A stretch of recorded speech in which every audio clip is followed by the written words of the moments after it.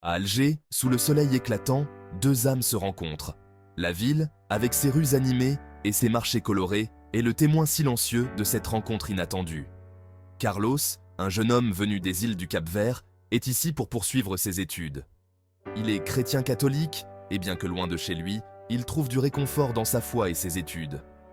Carlos, un jeune capverdien chrétien catholique, est venu pour ses études. Il est déterminé et ambitieux, rêvant de faire une différence dans le monde. Ses journées sont remplies de cours et de recherches, mais il trouve aussi le temps de découvrir la culture riche et diversifiée d'Alger. Yasmina, une belle Algérienne musulmane, croise son chemin lors d'un festival culturel. Elle est passionnée par les arts et la musique, et ce festival est l'un de ses événements préférés de l'année. Lorsqu'elle rencontre Carlos, il y a une étincelle instantanée, une connexion qui transcende les mots. Malgré leurs différences religieuses et culturelles, leur amour grandit chaque jour. Ils passent des heures à discuter de leurs rêves, de leurs espoirs et de leurs croyances. Chaque conversation les rapproche un peu plus, et ils réalisent que leurs différences ne sont pas des obstacles, mais des ponts qui les unissent. Ils se voient en cachette, conscients des regards désapprobateurs de la famille de Yasmina. Chaque rencontre est un mélange d'excitation et de peur, car ils savent que leur amour est interdit. Mais ils sont prêts à prendre ce risque, car ils croient en la force de leur amour. Mais la nouvelle de la grossesse et du mariage parvient à la famille de Yasmina. La réaction est immédiate et violente. Déçu et furieux, ils la désertent, la laissant seule face à son amour interdit.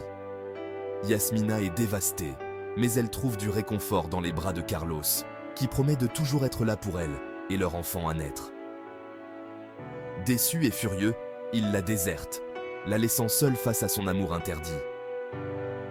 Yasmina se sent trahie et abandonnée, mais elle refuse de laisser la colère et la tristesse la consumer. Elle trouve la force de continuer grâce à l'amour et au soutien de Carlos. La naissance de Sofia apporte un nouvel espoir.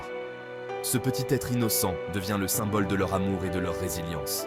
Chaque sourire de Sofia est un rappel que, malgré les difficultés, ils ont créé quelque chose de beau et de précieux. Peu à peu, la famille de Yasmina commence à voir Carlos sous un jour différent.